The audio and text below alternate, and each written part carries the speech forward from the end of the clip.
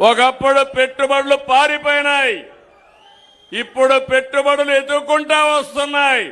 అంటే దీనికి కారణం పోయిన నమ్మకాన్ని మళ్లీ తీసుకొచ్చాం.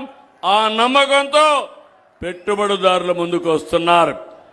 ఇంకో పక్క national highways, state highways, railway corridor రేపు రాబోయే రోజుల్లో నెల్లూరు మొత్తం చెన్నై నుంచి ఇచ్చాపురం వరకు 4 లేన్ రైల్వే ట్రాక్ వస్తుంది.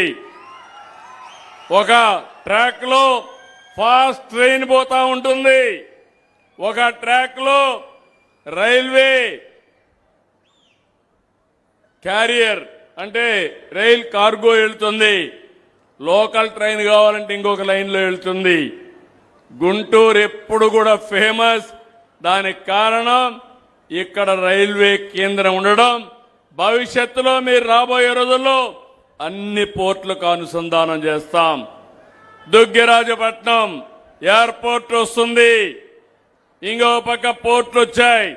ఇవన్నీ వస్తే ప్రపంచాన్ని అనుసంధానం చేస్తూ ఆంధ్రప్రదేశ్ రాష్ట్రాన్ని నెంబర్ 1 స్టేట్ గా తయారు చేయడానికి ముందుకు పోతాం.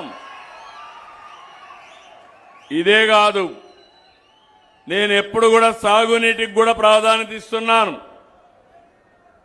ఫార్మర్ అనేది ఫస్ట్, రైతు అనేది ముఖ్యం. రైతే ఆధారంగా నేను ఆలోచిస్తున్నాను. అందుకే 36 ప్రాజెక్టులు రాబోయే 3 ఏళ్లలో ఒక క్యాలెండర్ ఇచ్చాం.